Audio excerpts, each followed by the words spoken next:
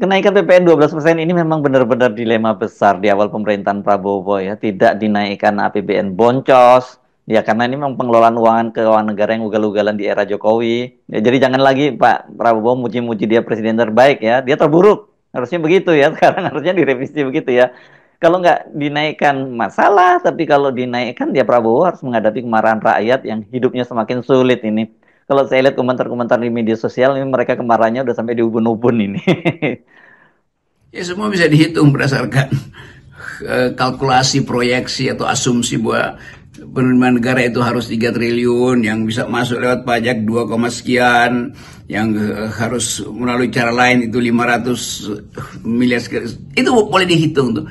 Tapi faktanya petisi untuk menolak negara memalak rakyat itu udah beredar terlalu jauh, dan bahkan Bank Dunia menganggap bahwa memang gak rasional sebetulnya Indonesia memaksakan PPN 12% itu kan.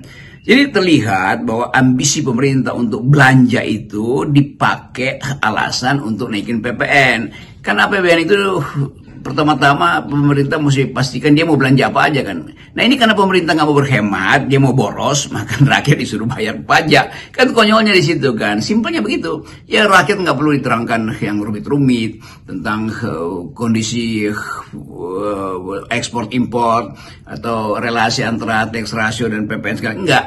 Yang terlihat di mata publik, karena itu petisi itu disambut dengan gegap gempita oleh masyarakat sipil dan rakyat, adalah bahwa beban pemerintah yang harus dicari itu kok karena pemerintah malas tapi ingin boros, maka dengan cepat cara yang paling simpel ya pajakin rakyat tuh. Itu konyolnya. Jadi bayangin misalnya Pak Prabowo ingin kasih makan siang gratis pada murid-murid kita. Dari mana uangnya? Ya dari memajaki orang tuanya. Kan konyol tuh cara berpikirnya kan.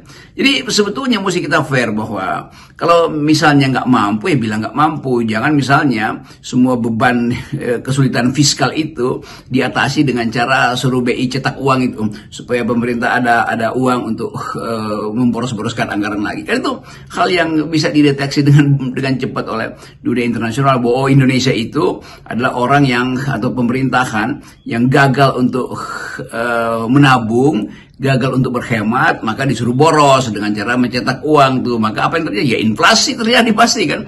Hal semacam ini pasti akan terbaca di dalam 2-3 bulan ke depan. Jadi sebaiknya kita balik lagi pada prinsip bahwa daya beli rakyat atau pendapatan rakyat menurun, maka nggak mungkin pajak naik. Begitu intinya.